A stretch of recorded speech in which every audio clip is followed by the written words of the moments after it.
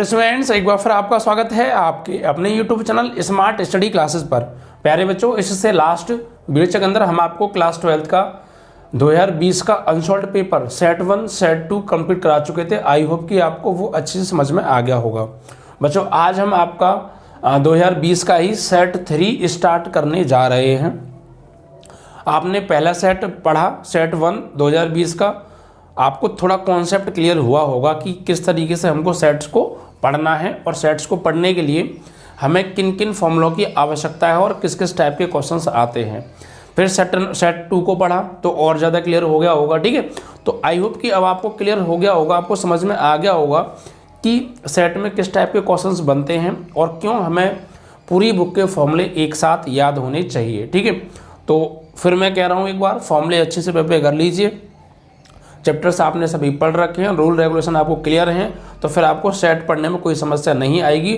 और इस बात को बिल्कुल भी मत भूलिएगा बच्चों कि पूरा पेपर सेट से ही आता है। ठीक है, तो सेट आपको अच्छे से प्रिपेयर कर लेना है, जितना हम करा रहे हैं उतना। ओके, चलिए, एक भी क्वेश्चन ऐसा ना हो जो हमने आपको सेट में कराया है वो आपको ना आए एग्जाम टाइम, आपको आना ही चाहिए किसी भी कीमत पर। ठीक है, इसके बाद आज हम सेट नंबर 3 चलेंगे बच्चों। सेट नंबर 3 यानी 324XC, 324XA, 324XB हम करा चुके हैं और 324XC आज स्टार्ट करने हम जा रहे हैं बच्चों। ठीक, तो आइए, जैसा कि पहले ऑप्शन क्वेश्चंस होते हैं बच्चों, ऑप्शनल, तो ऑप्शंस को निपटाएंगे।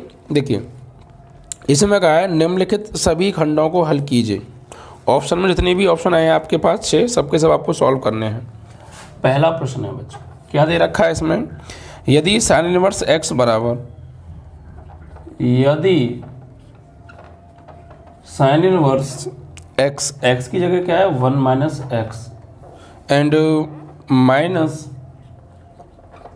2 साइन इनवर्स x बराबर पाई बाई 2, तो x का मान बताओ। ठीक है, यदि sine inverse 1 minus x minus 2 sine inverse x बराबर पाई बाई 2, तो बच्चों x का मान हमसे यहाँ से पूछा है, what is the value of x। तो देखिए यहाँ पर हम क्या करने वाले हैं, x की वैल्यू निकालेंगे, तो दोनों साइड लेके चलेंगे। तो यहाँ पर देखिए बच्चों, आप ऐसा कीजिए, sine inverse 1 minus x minus 2 sine inverse x बराबर पाई बाई 2, तो ये है। आप इसको आप राइट में भेज दीजिए बच्चों। ठीक है, इसको आप राइट में भेजिए, तो माइनस के 2 साइन इनवर्स x बराबर पाई बाई 2 माइनस ये इधर आएगा तो साइन इनवर्स 1 माइनस एक्स। ठीक है, अब बच्चों आपने एक फॉर्मूला पढ़ा होगा, हमने जब पढ़ाया था आपको चैप्टर नंबर 2 कि sign inverse x plus cos inverse x बराबर होता है पाई बाई 2। तो हम यहाँ से चाहें तो कॉस इनवर्स x की वैल्यू निकाल सकते हैं, क्या कि साइन को राइट में भेज दीजिए।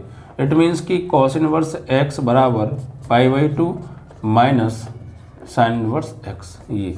ठीक है, ये चीज़, तो यहाँ से हमने कॉस इनवर्स x की वैल्यू निकाल ली, pi by 2 minus sine inverse x, यानी कि अब हम कॉस इनवर्स x की जगह पर ये चीज़ अप्लाई कर सकते हैं अकॉर्डिंग टू फॉर्मूला। ठीक है, यहाँ पर, तो यहाँ पर बस देखिए डिफरेंस क्या है, पाई बाई 2 है, पाई बाई 2 है, माइनस साइन इनवर्स है, साइन इनवर्स है, यहाँ पर 1 माइनस एक्स और यहाँ पर x है, तो कोई प्रॉब्लम नहीं है, x की जगह हम 1 माइनस एक्स यूज कर लेंगे। ओके, चलिए, तो यहाँ राइट में जो है आपका ये माइनस का 2 sine inverse x as it is रहेगा एंड पाई बाई 2 माइनस, यहाँ पर इसकी जगह पर हम क्या लगाने वाले हैं, पाई by 2 minus sine inverse x की जगह पर, भाई पाई by 2 minus sine inverse 1 minus की जगह आएगा कॉस इनवर्स 1 माइनस एक्स। भाई x ही तो है यहाँ पे, ऐसा कर लो आप, x की जगह 1 माइनस एक्स लगा दें तो यहाँ भी 1 माइनस एक्स आ जाएगा, क्योंकि यहाँ x था तो यहाँ भी x था। ठीक है, ये चीज़ आप ध्यान रखिएगा। तो हमने यहाँ पे क्या करेंगे, अभी हो जाएगा आपका इसकी जगह पर formula cos inverse 1 minus x. ठीक है, क्योंकि 1 माइनस एक्स आया तो 1 माइनस एक्स यूज कर लिया। ठीक है, ये कुल मिला के फॉर्मूला था, मैंने आपको जो समझाने की कोशिश की, आपको क्लियर होगा और याद होगा तो आप समझ भी पा रहे होंगे कि हम ऐसा क्यों कर रहे हैं और कैसे कर दिया। ठीक है, चलिए, अब देखिए, अब आपको करना क्या है, यहाँ से अब आप ऐसा कीजिए, इस कॉस इनवर्स को ना इधर बुला लीजिए, तो इधर आके ये हो जाएगा कॉस, और यहाँ बचेगा माइनस के 2 साइन इनवर्स x बराबर, इधर बचा ओनली 1 माइनस एक्स, और कॉस में माइनस क्या हो जाता है बच्चों, प्लस हो जाता है, तो ये बचेगा कॉस, और इस 2 को ले लो बाहर और ब्रैकेट में साइन इनवर्स x बराबर 1 माइनस एक्स। अब बच्चों ये cos 2a, अगर ये cos 2 और इसको मान लें हम a, तो ये cos 2a का फॉर्मूला बन गया। तो अब देखिए cos 2a का फॉर्मूला लगाओ साइन की फॉर्म में, बिकॉज यहाँ साइन इनवर्स आ रहा है इसीलिए, ठीक है। तो यहाँ पर हम cos 2a का फॉर्मूला लगाएंगे साइन की फॉर्म में, वो होता है 1 minus 2 sine square a, 1 minus 2 sine square a की जगह क्या है बच्चों, 1 माइनस 2 साइन स्क्वायर ए की जगह है बच्चों साइन इनवर्स एक्स, ए की जगह क्या है साइन इनवर्स एक्स हो जाएगा। ओके, तो भाई cos 2a का होगा 1 माइनस 2 साइन स्क्वायर और a की जगह क्या है साइन इनवर्स x बराबर 1 माइनस एक्स हो गया, ठीक है, बराबर क्या हो गया 1 माइनस एक्स। तो अब हम इसको क्या लिख सकते हैं बच्चों, 1 माइनस 2 साइन स्क्वायर को मैं लिख सकता हूँ साइन इनवर्स एक्स इस पूरे का होल स्क्वायर बराबर 1 माइनस एक्स। साइन इनवर्स से साइन क्या हो गया, हट गया, तो 1 माइनस 2 अंदर क्या बचेगा, सिर्फ इससे जब ये हट जाएगा तो x, ऊपर से स्क्वायर मतलब एक्स स्क्वायर बराबर 1 माइनस एक्स। अब देखिए इस 1 से ये 1 कैंसिल आउट हो गया, ठीक है। तो अब आप क्या कीजिए, इस 2x स्क्वायर को राइट में ले जाइए, तो एक 2x स्क्वायर उधर जाके प्लस का हो जाएगा और ये माइनस का x है, बराबर में क्या बचा 0। अब यहाँ से कॉमन लीजिए x, तो क्या बचेगा 2x माइनस 1 बराबर 0। तो x बराबर एक तो वैल्यू आ गई 0, एक बार इसको ले लेंगे 2x माइनस 1 बराबर 0, तो 2x बराबर 1, तो x बराबर 1/2, ठीक है। तो इस तरीके से x की ये दो वैल्यूज आ गई, x is equal to 0 and x is equal to 1/2। अब आप ऑप्शन को अप्लाई कर सकते हैं, तो इसमें जो आपका ऑप्शन आ रहा है 0,1/2, यानी दोनों ही ऑप्शन आ रहे हैं, ठीक है। Option number 1 is correct. First का था बच्चों ये, है ना, फर्स्ट का ऑप्शन आ रहा है बच्चों 1 इज करेक्ट, जिसमें 0,1/2 दोनों ही करेक्ट हैं। समझ में आ गया, चलिए। तो इस तरीके से बच्चों ये क्वेश्चन आपका कंप्लीट हुआ पहला। तो मेन था, अगर आप थोड़ा सा भी मिसमैच करेंगे या थोड़ा सा भी अलग जाएंगे तो फिर आपको कैलकुलेशन, एक ऐसी कैलकुलेशन का सामना करना पड़ेगा जो कि अपने आप में बहुत ज़्यादा डिफ़िकल्ट हो जाएगी। तो इसीलिए आप थोड़ा ध्यान रख के काम कीजिएगा, ठीक है। नेक्स्ट क्वेश्चन क्या है बच्चों, नेक्स्ट है आपका इंटीग्रेशन से क्वेश्चन है बच्चों, ये फर्स्ट का खा प्रश्न है बच्चों। क्या है देखिए, समाकलन करना है हमें integration x sin x dx, ठीक है। इसका एक्चुअली हमें समाकलन करना है, तो क्या होगा, तो देखिए एक्चुअली यहाँ पर दो फंक्शन किस में है, मल्टीप्लाई में है, तो इनका इंटीग्रेशन होगा फर्स्ट सेकंड रूल से। लेकिन फर्स्ट सेकंड रूल लेट करने के मैंने कुछ नियम बताए थे। अगर दो फंक्शन मल्टीप्लाई में हैं और दोनों का समाकलन पता है तो x की पावर n वाले को हम मानते हैं बच्चों फर्स्ट और दूसरे वालों को मानेंगे सेकंड, ठीक है। चलिए अब देखिए इसका समाकलन करिए, तो x के सापेक्ष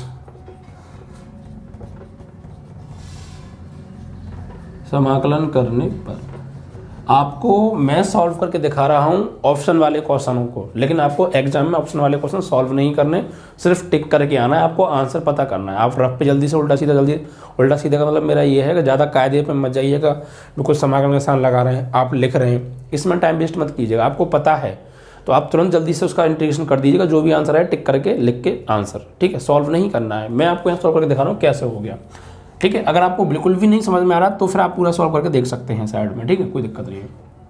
बट साइड में कॉपी पे सॉल्व नहीं करना है, दिखाना नहीं है, वहाँ पे सॉल्व करके रफ वर्क पे सॉल्व करेंगे अगर करेंगे तो आप, ठीक है। अब यहाँ पे देखिए पहले को छोड़ा आई मीन पहला क्या है x है, x को छोड़ा इंटीग्रेशन किसका sin x dx माइनस बड़ा समाकलन, फिर पहले का अवकलन, इट मीन्स कि d/dx ऑफ x इंटू फिर अगेन sin x का इंटीग्रेशन एंड ब्रैकेट क्लोज और dx, ठीक है। अब देखिए यहाँ पर x को छोड़ा, sin x का समाकलन होता है माइनस के cos x एंड माइनस समाकलन x का अवकलन 1 और sin x का माइनस के cos x और ये वाला dx। तो ये हो गया माइनस के x cos x and minus minus plus और cos x का समाकलन again sine x and plus C, this is your answer. ठीक है, अब ऑप्शन मैच कर लेते हैं। तो ऑप्शन में आ रहा है माइनस के cos x cos x plus sine x plus C, यानी इन्होंने क्या किया है, इसको आगे लिख लिया है, इसको इसकी जगह पे, इसको इसकी जगह पे, आगे पीछे कर लिया बस।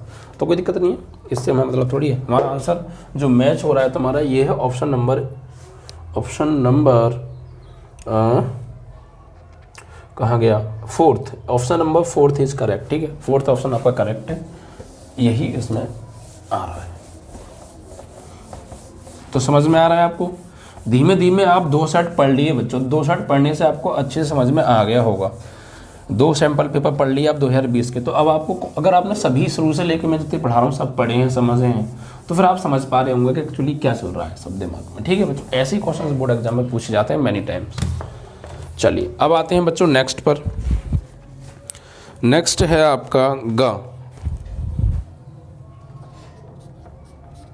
फर्स्ट का गा प्रश्न। इसमें क्या है बच्चों, अवकल समीकरण दे रखा है। अवकल समीकरण हमें दे रखा है, डिफरेंशियल इक्वेशन हमें गिवन है। क्या है, d3y over dx3 -2 and d2y over dx2 का whole square and plus y is equal to 0 की कोटि हमसे बच्चों पूछी है। तो कोटि क्या है इसमें, कोटि, तो कोटि क्या होती है बच्चों और घात क्या होती है, जब मैंने आपको ये कराई थी एक्सरसाइज तो बहुत अच्छे से प्रिपेयर किया था और समझाया भी था आपको, मतलब प्रिपेयर कराया था आपको मैंने। कोटि क्या होती है, उच्चतम टाइम, यानी सबसे ज़्यादा बार, जितनी बार अवकलन हुआ है उसको ही हम बोलते हैं कोटि। और सबसे ज़्यादा बार जो अवकलन हुआ है डिफरेंशियल इक्वेशन में, उसकी जो घात होती है उसी को हम पावर बोलते हैं, उसकी मतलब घात पूछे तो फिलहाल इसमें देखिए 2 जगह डिफरेंशियल इक्वेशन है, एक ये है, ये 2 टाइम है और ये 3 टाइम है। तो इन दोनों में अधिकतम कितनी बार अवकलन हो रहा है, सबसे ज़्यादा इस डिफरेंशियल इक्वेशन में 3 टाइम हो रहा है, तो इसकी कोटि हो जाएगी बच्चों 3। और घात पूछें तो इसकी घात कोटि कितनी हो गई 3, क्योंकि ज़्यादा बार अवकलन हो रहा है। और अगर घात पूछता तो घात हम इसी की लेते, फिर 1 2 पे मत जाइएगा। सबसे ज़्यादा बार किसका अवकलन हुआ है, जितनी बार सबसे ज़्यादा बार हुआ है वो कोटि है, और उसी की फिर घात, उसी की घात जो है वही घात मानी जाएगी। ऐसा नहीं कि यहाँ पर तो घात 1 है, यहाँ 2 है तो 2 वाली ज़्यादा है, नहीं। हमें मेन है ऑर्डर से, कितनी ऑर्डर का डिफरेंशियल इक्वेशन है, तो ये 3 ऑर्डर का डिफरेंशियल इक्वेशन है। तो सबसे ज़्यादा इसमें ऑर्डर है 3, तो ऑर्डर तो 3 आ गया, कोटि 3 आ गई, फिर उसी की जो पावर है, चाहे बेशक यहाँ पे 50 हो या 1 हो, तो 1 को लिया जाएगा, क्योंकि सबसे ज़्यादा डिफरेंशियल इक्वेशन जो, सबसे ज़्यादा जो कोटि का जो है डिफरेंशियल इक्वेशन, उस सबसे ज़्यादा ये तृतीय कोटि का अवकलज है, तो इसकी पावर को ही मान्यता दी जाएगी। ठीक है भाई, क्लियर? चलो, तो ये आपका क्लियर हो गया। अब आते हैं बच्चों घा पे, फर्स्ट का घा। इसमें देखिए क्या दे रखा है, हमें दे रखा है I क्रॉस जे क्रॉस के cap and plus J cap I cap cross के कैप प्लस के cap dot I cap cross J cap की वैल्यू ज्ञात करनी है बच्चों। क्या निकालना है, इसका मान हमको ज्ञात करना है। देखिए क्या करने वाले हैं बच्चों, यहाँ पर मैंने आपको जब सदिश बीजगणित चैप्टर नंबर 10 वेक्टर अलजेब्रा पढ़ाया था, तो उसमें मैं आपको 2 टाइप के प्रोडक्ट पढ़ाए थे बच्चों, और उसमें 2 ही टाइप के प्रोडक्ट थे, एक डॉट प्रोडक्ट 2 सदिशों का अदिश गुणन, और एक क्रॉस प्रोडक्ट 2 सदिशों का सदिश गुणन। तो वहाँ पर मैंने आपको क्रॉस निकालना सिखाया था, क्रॉस सदिश गुणन में, और डॉट प्रोडक्ट में मैंने आपको अदिश गुणन निकालना सिखाया था। दोनों ही का यहाँ पे यूज है। वहाँ मैंने आपको बताया था कि जे क्रॉस के क्या होता है, जे क्रॉस के होता है बच्चों आई, जे क्रॉस के क्या होता है बच्चों आई। देखिए इस तरीके से थे ये,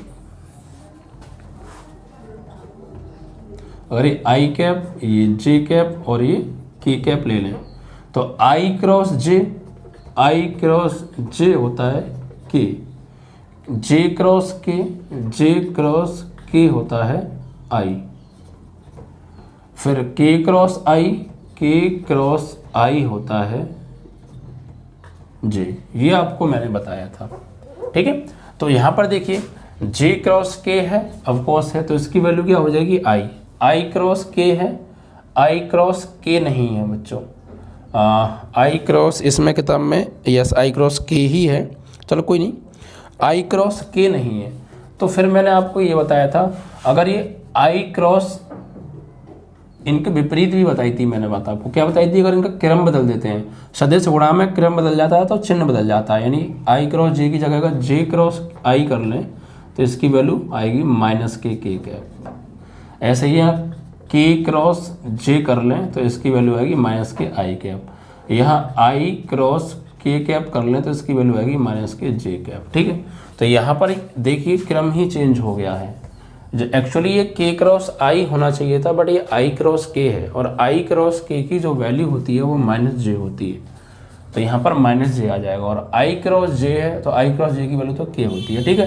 तो कुल मिला के यहाँ पर वेक्टर आई कैप डॉट जे क्रॉस के क्या होता है, जे क्रॉस के होता है आई, तो यहाँ पे आ जाएगा I cap and plus J cap, और आई क्रॉस जे क्या होता है, तो आई क्रॉस जे की जो वैल्यू है वो माइनस जे है बच्चों, आई क्रॉस के की वैल्यू माइनस जे, तो माइनस के जे कैप डॉट एंड प्लस के कैप डॉट आई क्रॉस जे, तो आई क्रॉस जे की वैल्यू है के, आई क्रॉस जे की वैल्यू क्या है प्यारे, के है, तो के कैप।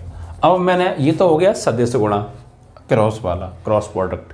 अब अदिश गुणा के बारे में मैंने बताया था कि आई डॉट आई, इसे अदिश गुणा बोलते हैं, डॉट प्रोडक्ट को ही जो है अदिश गुणा बोलते हैं दो सदिशों का। तो आई डॉट आई क्या होता था वहाँ पे 1 प्लस माइनस माइनस हो जाएगा ये, और जे डॉट जे क्या होता है ये भी 1, एंड के डॉट के होता था 1, तो इससे ये कट गया, तो फाइनली आपका आंसर आ गया 1, ठीक है। तो आपका जो ऑप्शन है fourth, option number 4 is correct. समझ में आया। तो आपको ये ध्यान रखना है, अगर ये सर्कुलर फॉर्म में है, क्रम वाइज हैं, क्रमशः हैं, ठीक है, चक्रीय क्रम में है तो पॉजिटिव आएगा, अगर क्रम बदल जाता है क्रॉस प्रोडक्ट में तो फिर सिंबल भी चेंज हो जाता है, बल्कि डॉट प्रोडक्ट में ऐसा नहीं था, आई डॉट जे कर लो या जे डॉट आई कर लो 1 ही आता है, बट आई क्रॉस जे करोगे तो के आएगा, बट जे क्रॉस आई करोगे तो माइनस के आएगा। फिर ये बात ध्यान रखना, आपको ये सारी चीज़ें मैं बहुत अच्छे से डिस्क्राइब कराया था, हर चीज़ को क्यों होता है, कैसे होता है, हर चीज़ को मैंने बिल्कुल रीजन सहित आपको बताया था, ठीक है।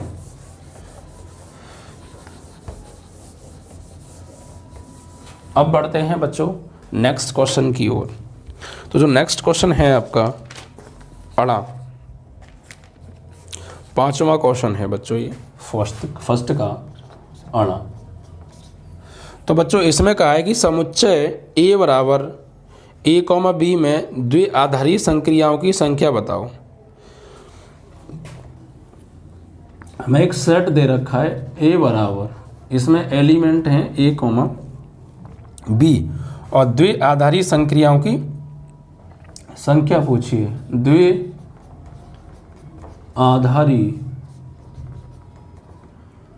संक्रियाओं की संख्या।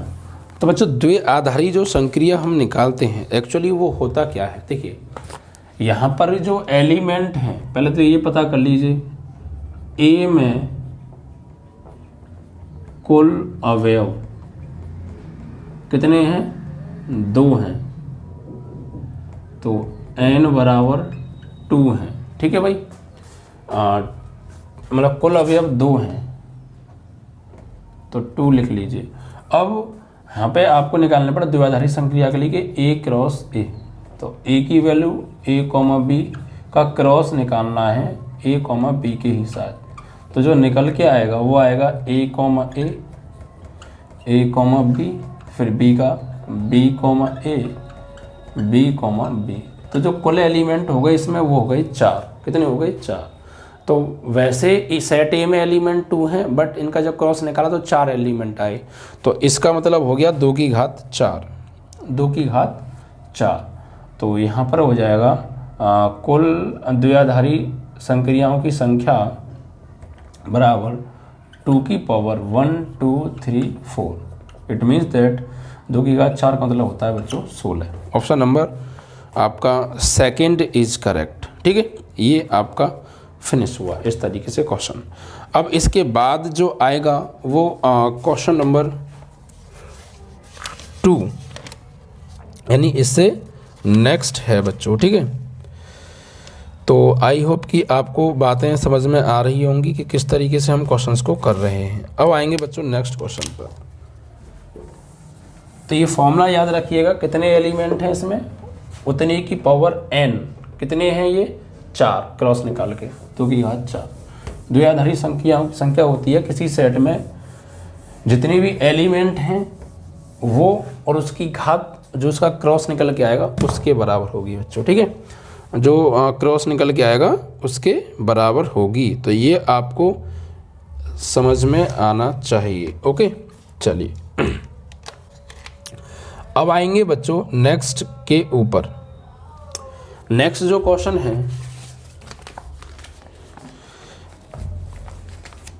क्वेश्चन नंबर 2 है बच्चों। यहाँ से अब ये एक एक नंबर के हैं, वैसे पीछे भी एक एक नंबर के थे।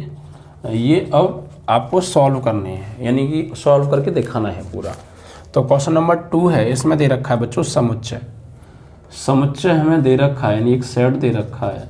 कितना दे रखा है बच्चों, ए बराबर दूसरे का प्रश्न है। क्या दे रखा है 1, 2, 3। ठीक है, कि स्वयं तक सभी एकेकी फलनों की संख्या ज्ञात करनी है। सभी एकेकी फलनों की संख्या ज्ञात करनी है यहाँ पर। ठीक है बच्चों, तो यहाँ पर हम इसके साथ अगर बात करें कि भाई सॉल्व आंसर जो आ रहा है इसमें, अच्छा वैसा नहीं है कोई, चलो कोई दिक्कत नहीं। तो यहाँ पर देखिए सबसे पहले तो कितने एलिमेंट हैं यहाँ पर, एन ए कितने हैं, number of element in set ए, तो वो है 3। ठीक है, और इसका जब हम इसके साथ क्रॉस निकालें, ठीक है बच्चों, क्रॉस निकालेंगे तो 3 का 3 के साथ क्रॉस निकालेंगे तो 9 एलिमेंट बनेंगे। कितने 9। ठीक है, कितने बनेंगे 9 बनेंगे। तो यहाँ पर जबकि क्रॉस निकलेगा इसके साथ में तो स्क्वायर हो जाएगा, यानी ए क्रॉस ए निकलेगा। तो कुल मिला के इसकी डायरेक्ट अगर हम लिखें तो कुछ इस तरीके से, या तो आप देखिए निकाल के ए क्रॉस ए निकाल लीजिएगा, ए क्रॉस ए निकाल लीजिएगा, इसी के साथ क्रॉस प्रोडक्ट, 3 का 3 के साथ करेंगे तो 9 आएगा। कितना आएगा 9। तो n बराबर कितना आ जाएगा 9 आ जाएगा। तो इट मीन्स पूछा क्या है यहाँ से भाई, ए क्रॉस ए निकालेंगे तो 9 आएगा, जैसे अभी हमने पीछे किया था। हमसे पूछा है एकेकी फलनों की संख्या। तो एकेकी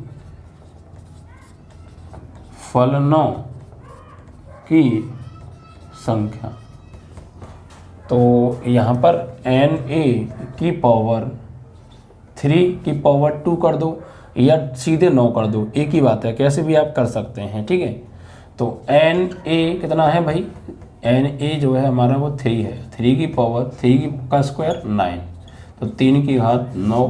इसको आप सॉल्व कर लीजिएगा, आपका आंसर आ जाएगा। ठीक है, ये 9 क्यों आया है, या तो आप इसका क्रॉस निकाल लीजिए, ए क्रॉस ए, तो 9 एलिमेंट आएंगे, तो 3 की पावर 9, यानी कितने एलिमेंट है 3, 3 की घात 9, या फिर 3 की पावर 2 कर लीजिए, वो एक ही बात है, कैसे भी आप कर सकते हैं। ठीक है, तो ये आपका क्वेश्चन सॉल्व हुआ। चलिए, आई होप कि आपको समझ में आ रही होंगी बातें। अब जो नेक्स्ट इसके बाद क्वेश्चन है बच्चों, खा, दूसरे का खा। इसको देखिए बच्चों, इसमें कहा है ए हमें एक आव्यूह दे रखा है cos alpha minus sine alpha sine alpha cos alpha. ठीक है, और ए प्लस ए डैश बराबर है आई, तो अल्फा का मान ज्ञात करो।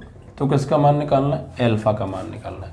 तो भाई इस टाइप का क्वेश्चन वैसे मैं करा भी चुका हूँ। ठीक है, क्या करना है यहाँ पे, ए तो है, ए डैश निकाल लो। ठीक है, तो ए डैश क्या होता है, परिवर्त आव्यूह, यानी रो को कॉलम में चेंज कर दो। ये रो है, कॉलम में चेंज करो, cos alpha minus sine alpha cos alpha.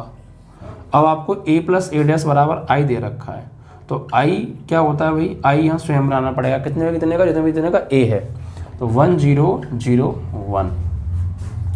अब हमें क्या दिया है प्यारे, हमें दिया है कि a plus A dash is equal to I है, तो a की जगह a की वैल्यू लगाइए आप, कितना है, ये रहा cos alpha minus sine alpha, sine alpha cos alpha, ठीक है, और प्लस ए डैश की जगह ए डैश की वैल्यू लगाइए, क्या है, ये रही cos alpha sine alpha minus sine alpha cos alpha, ठीक है, एंड बराबर में क्या है आई, और आई क्या होगा 1 0 0 1।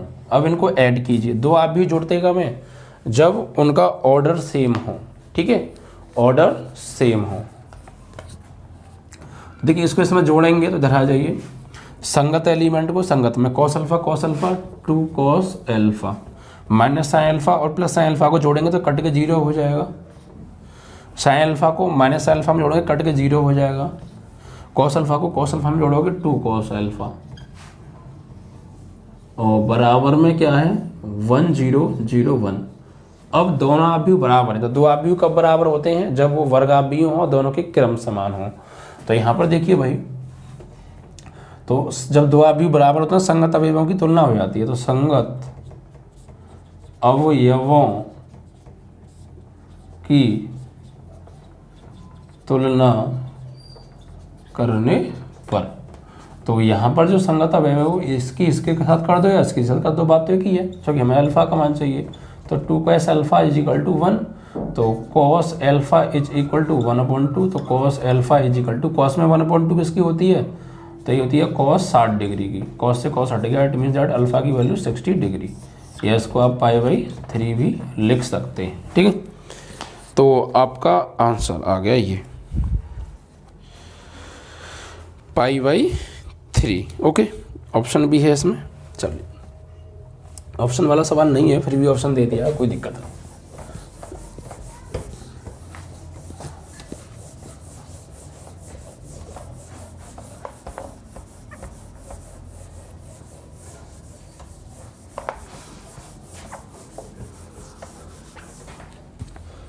नेक्स्ट क्या है बच्चों, उसकी ओर बढ़ते हैं। अब इसमें ये है बच्चों, चैप्टर नंबर 1 से क्वेश्चन आया है, संबंध एवं फलन। सिद्ध कीजिए कि f(x) बराबर x² द्वारा परिभाषित फलन f सच दैट R2R ना तो एकैकी है और ना ही आच्छादक है। ये ना तो एकैकी है और ना ही आच्छादक है। तो एकैकी के लिए मैंने कंडीशन बताई थी कि यदि x1 बराबर x2 आ जाए तो एकैकी है, अदरवाइज नहीं है।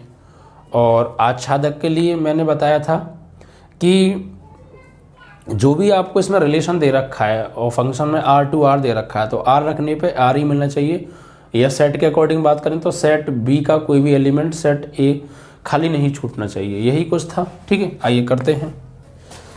तो सबसे पहले यहाँ लिख लेंगे, सिद्ध कीजिए कि f(x) बराबर x² द्वारा परिभाषित फलन f सच दैट R2R ना एकैकी है ना आच्छादक है। तो देखिए बच्चों, यहाँ पर जो हमें फंक्शन दे रखा है उसको लिख लेते हैं f(x) बराबर x², ठीक है बच्चों। और फंक्शन क्या है, R2R है, और ना एकैकी है, ना एकैकी प्रूफ हो, ना एकैकी ना आच्छादक हो, ये हमें दिखाना है, ठीक है बच्चों। तो देखिए सबसे पहले हम यहाँ मानेंगे बच्चों, इसको मानेंगे, माना f(x1) बराबर f(x2), ठीक है। तो f(x1) की वैल्यू f(x1) बराबर है f(x2) के, तो यहाँ पर क्या है x² है, ठीक है। तो यहाँ पर आ जाएगा x² इज इक्वल टू जो है x1 का square is equal to x2 का स्क्वायर, ठीक है, इस तरीके से। अब यहाँ पर हम अगर देखें, देखिए आप ऐसे भी कर सकते हैं, चलो कोई दिक्कत नहीं है, चलो सही है। अब देखिए यहाँ पर आप जो है सॉल्व करेंगे यहाँ पर, तो x1 की जो वैल्यू आएगी वो आएगी +-2, ठीक है, +-2 +-2 आएगी। अब यहाँ पर क्या होगा, सुन लीजिए एक मिनट, ये 2 नहीं, x +- x2 आएगी। या थोड़ा मैं लिख के कर देता हूँ पूरा, आपको अच्छे से क्लियर हो जाए। यहाँ थोड़ा मान के लिखेंगे पूरा। देखिए यहाँ पे लिखेंगे माना x1 व x2 इस प्रकार हैं कि fx1 बराबर fx2। अब देखिए fx1 बराबर है fx2 के, तो यहाँ पर क्या है x है, तो x ये क्या आ जाएगा x स्क्वायर है सिर्फ, तो यहाँ पर क्या आ जाएगा x1 का स्क्वायर बराबर हो जाएगा x2 के स्क्वायर के। ठीक है भाई। अब यहाँ से जब हम वैल्यू निकालेंगे तो x1 बराबर जो निकल जाएगा वो प्लस माइनस x2 आएगा। ठीक है, क्यों आएगा? क्योंकि यहाँ पर देखिए समघात है, समघात होता है तो प्लस माइनस आता है, तो इट मीन्स जो x1 है वो बराबर है x2 के भी, और जो x1 है बराबर है वो माइनस x2 के भी। और एक एक के लिए सेट ए का एक एलिमेंट सेट बी के एक ही एलिमेंट के साथ जो है मैपिंग करना चाहिए, लेकिन यहाँ पर तो एक एलिमेंट दो दो के साथ मैपिंग करेगा तो ये एक एक ही नहीं होगा। ध्यान रखेंगे, अतः fx एक ही नहीं है। ठीक है भाई। फिर आच्छादक के लिए क्या करते थे, यहाँ पर मानते थे, माना fx बराबर y, इसको y देते तो y बराबर एक्स स्क्वायर। ठीक है, तो यहाँ से x की वैल्यू निकालो y के टर्म्स में, तो स्क्वायर इधर आएगा तो root y is equal to x। अब यहाँ पर फंक्शन है R2R मतलब कि अगर आप यहाँ पर y की जगह कोई भी r रखोगे तो आपको इधर भी r मिलेगा, रियल नंबर मिलेगा, लेकिन ये बात सभी के लिए सत्य होनी चाहिए। तो देखो अगर मैं यहाँ पे y की जगह 2 रखूँगा तो यहाँ पर रूट 2 मिलेगा x की वैल्यू, तो 2 भी रियल नंबर है और रूट 2 भी रियल नंबर है। लेकिन अगर मैं y की जगह कोई भी एक नेगेटिव नंबर रख दूँ, जबकि है तो वो रियल, लेकिन जो अंदर रखने के बाद जो मिलेगा वो रियल नहीं होगा, वो रूट के अंदर नेगेटिव नंबर आ जाएगी, इमेजिनरी नंबर, अवास्तविक संख्या आ जाएगी बच्चों को। कैसी आ जाएगी? वास्तविक संख्या। तो यहाँ पे लिख देंगे for all y belongs to negative real number के लिए, या फिर आप मान लीजिए यहाँ पे ऐसा भी करके दिखा सकते हैं कि -2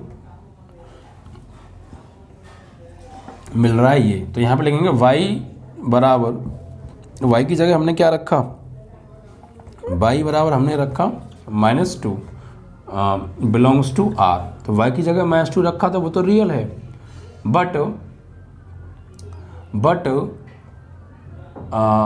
y is equal to -2 belongs to r,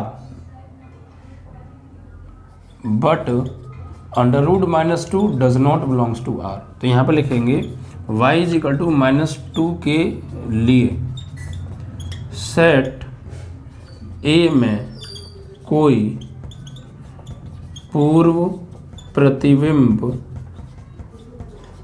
नहीं है, अतः fx आच्छादक नहीं है। समझ में आ रहा है भाई? अब यहाँ पे अगर सेट बनाएंगे तो इधर ये A हो गया, ये B हो गया, तो इधर आप रियल नंबर रखोगे पॉजिटिव, तो सभी पॉजिटिव नंबर के लिए तो इधर जो है पूर्व प्रतिबिंब है, लेकिन अगर आप इधर कोई भी नेगेटिव -2 रख दोगे तो इधर -√2 मिलेगा, और -√2 एक रियल नंबर नहीं होता है, तो फिर इसमें नहीं आएगा, तो फिर ये किसके साथ मैपिंग करेगा, किसी के साथ नहीं करेगा, ये खाली छूट जाएगा। जबकि आच्छादित के लिए सेट बी में कोई एलिमेंट खाली नहीं छूटना चाहिए। तो जैसे जितने भी हम नेगेटिव नंबर लगाएंगे सब रियल होंगे, लेकिन उनके लिए सेट ए में कोई इमेज पूर्व प्रतिबिंब नहीं मिलेगा, प्री इमेज नहीं मिलेगी, क्योंकि वो जो मिलेंगे नेगेटिव नंबर लगाने के बाद रूट के अंदर नेगेटिव नंबर वो रियल नहीं होंगे। तो फिर सेट बी के तो बहुत जितने भी नेगेटिव रियल नंबर होंगे वो सब खाली छूट जाएंगे, तो वो तो नहीं होता है आच्छादक, क्योंकि आच्छादक की शर्त ये होती है कि सेट बी का कोई भी एलिमेंट खाली नहीं छूटना चाहिए। ठीक है भाई, तो ये शर्तें आपको पता होना चाहिए। ठीक है, तो ना तो एक ही है और ना ही आच्छादी है आपका ये फंक्शन। ठीक है भाई, ना एक ही होगा ना आच्छादी होगा, तो आपको यहाँ लैंग्वेज थोड़ा सा बना के लिखनी पड़ेगी और ये दिखाना भी पड़ेगा क्यों नहीं है, कैसे नहीं। ओके, चलिए, तो ये क्वेश्चन भी आपका बच्चों समाप्त हुआ। आई होप कि आपको क्लियर हो रहा होगा। ऐसे ही सभी क्वेश्चंस क्लियर होते जाएंगे, बस आराम से आप लोग समझते रहिए। अब देखिए बच्चों, नेक्स्ट क्वेश्चन क्या है। इसके बाद आया है बच्चों ये चैप्टर नंबर 5। यहाँ पर क्या दे रखा है, घा, दूसरे का घा प्रश्न है। फंक्शन हमें दे रखा है कि f(x) बराबर साइन एक्स स्क्वायर, ठीक है। ये है एक कंटिन्यूस फंक्शन है, ये हमें एक कंटिन्यूस फंक्शन प्रूफ करना है, ठीक है। तो ये कंटिन्यूस फंक्शन है या नहीं है हमें ये बताना है। तो ऑफ कोर्स ये कंटिन्यूस है। भाई कैसे कंटिन्यूस है, क्योंकि ये एक क्या है, sine f(x) is equal to sine x square. अगर यहाँ पर देखिए कोई वैल्यू तो हमें नहीं दे रखी है कि हमें किस पर इसको चेक करना है। देखिए यहाँ पर देखिए बच्चों, हमें सतत प्रूफ करना है, यह सतत होगा। तो सतत के लिए बच्चों उस 3 शर्तें मैंने आपको बताई थी, फंक्शन की वैल्यू और यानी लेफ्ट हैंड लिमिट और राइट हैंड लिमिट और फंक्शन की वैल्यू, तीनों फंक्शन का मान तीनों बराबर है तो कंटिन्यूस, अदरवाइज डिसकंटिन्यूस। तो अब यहाँ पर हमें कोई पॉइंट तो दिया नहीं है, तो ए पर निकालेंगे। यहाँ पर किस पर निकालेंगे, ए पर अपनी तरफ से, ठीक है। तो फॉर लेफ्ट हैंड लिमिट तो क्या होगी, limit x tending to a minus, और फंक्शन क्या है, यही आएगा साइन एक्स स्क्वायर, ठीक है। तो यहाँ पर लिमिट हम चेंज करेंगे तो लिमिट s टेंडिंग टू 0 हो जाएगा, और साइन x के लिए क्या लिखने वाले हैं हम, जो है a माइनस एच का स्क्वायर, और a की जगह हम क्या लगाएंगे यहाँ पर बच्चों, इसको सॉल्व करेंगे तो 0 लगाएंगे, ठीक है बच्चों। क्या लगाएंगे, 0 लगाएंगे आप यहाँ पे। या फिर आप इसको ये भी कह सकते हैं कि x की जगह पर आप a ना लगा के आप ये लगाइए कि limit x tending to a minus और साइन a माइनस एक्स का स्क्वायर, ठीक है, साइन a माइनस एक्स का स्क्वायर। अब देखिए यहाँ पर हम क्या करने वाले हैं, लेफ्ट हैंड लिमिट की बात हो रही है, तो लेफ्ट हैंड लिमिट में क्या होगा, अब यहाँ पर हम इसको सॉल्व करेंगे तो ये हो जाएगा लिमिट एस टेंडिंग टू 0, और साइन a की जगह क्या लगा दीजिए यहाँ पे 0 माइनस एक्स का होल स्क्वायर। तो इट मीन्स दैट ये क्या आ जाएगा यहाँ पे साइन एक्स स्क्वायर, ठीक है। अब इसी प्रकार RHL पे आ जाइए, RHL तो यहाँ भी limit x tending to a plus, और फंक्शन क्या है साइन एक्स स्क्वायर, यानी limit x tending to a plus sine a plus x का होल स्क्वायर। तो लिमिट एक्सटेंडिंग टू 0, और a की जगह यहाँ पे 0 लगाएंगे हम, तो 0 प्लस एक्स का स्क्वायर। इट मीन्स दैट यहाँ से क्या आ जाएगा sine square x, sign x square. और फंक्शन की वैल्यू निकालेंगे आप, तो f(x) इज इक्वल टू क्या दे रखा है, साइन एक्स स्क्वायर। तो f(a) माइनस 0 लगाएंगे यहाँ पे, आप x की जगह पर क्या लगाएंगे a माइनस एक्स, या फिर आप ऐसे लिख सकते हैं इसको, 0 पे निकाल रहे हैं ना हम, तो पहले तो यहाँ पे आप ऐसा करिए, जो है 0 पे निकालना है, यानी fa पे निकालेंगे। अब fa माइनस एक्स, तो साइन a माइनस एक्स का होल स्क्वायर, और 0 पे निकालना है, a इक्वल टू क्या है 0, तो साइन यहाँ 0 माइनस एक्स का whole square, it means that कि साइन एक्स स्क्वायर, ठीक है। तो आपने देखा 3 left hand limit, right hand limit और फंक्शन की वैल्यू तीनों क्या आ रही हैं बराबर। अगर आपको कोई पॉइंट नहीं दिया है तो आप a पर निकालिए, और a क्या हो जाएगा अपने आप में 0 को लेके चलेंगे हम a को, ठीक है। a को क्या लेके चलेंगे 0, तो यहाँ लिखेंगे left hand limit equal right hand limit और फंक्शन की वैल्यू fa पर, तीनों क्या है बराबर। अतः साइन एक्स स्क्वायर एक संतत फलन है, ठीक है बच्चों। साइन एक्स स्क्वायर एक कंटिन्यूस फंक्शन है, समझ में आया। तो ऐसे आपको करना है, जब आपको कोई पॉइंट नहीं दिया है तो कोई दिक्कत नहीं है, आप ए पर निकाल लीजिए। नेक्स्ट क्वेश्चन क्या है बच्चों आपका, ये है अड़ा, ठीक है। अड़ा, इसमें देखिए हमें क्या दे रखा है,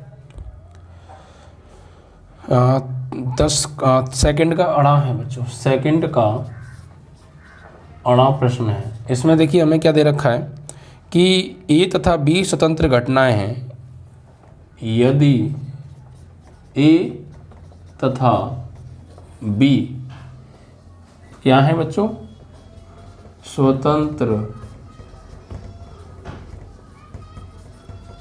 घटनाएं हैं, ए तथा बी स्वतंत्र घटनाएं हैं। और हमें ये दे रखा है कि और ये भी दिया है पी ए बराबर 3/10, ठीक है, और पी बी बराबर 4/10 है, ठीक है। तो पी ए इंटरसेक्शन बी, तो पी ए इंटरसेक्शन बी की वैल्यू हमें बच्चों बतानी है क्या होगी। तो भाई दो घटनाएं स्वतंत्र हैं, ठीक है, घटनाएं क्या हैं, स्वतंत्र हैं। तो घटनाएं जब स्वतंत्र होती हैं तो बच्चों जो है आपको दो कंडीशन आपको हमेशा याद रहनी चाहिए। अब ये कौन कौन सी है भाई, तो ये देखिए, पी ए यूनियन अगर बी पूछे तो होता है P A plus P B.